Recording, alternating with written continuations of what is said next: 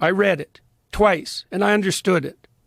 And Carney says in that book, well, he says he's an advocate of centralized planning, ESG. He was a huge ESG advocate.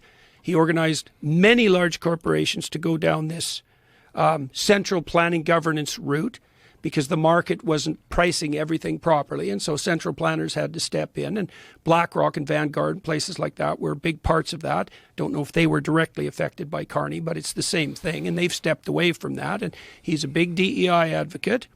And he's also a net zero advocate. And Carney says in his book, this is a good example of this, and I think also a good example of this kind of narcissism that we talked about earlier. Every single financial decision that every individual or organization makes has to prioritize decarbonization above all else.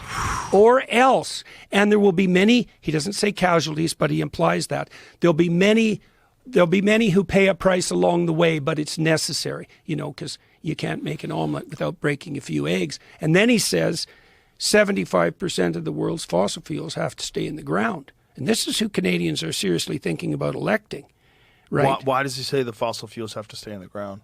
Too much carbon. The real problem with that is the same problem with the COVID narrative, is that they don't allow any dissent. They don't allow any data that conflicts with the narrative. And they don't want to look at any possible, both of them are complicated.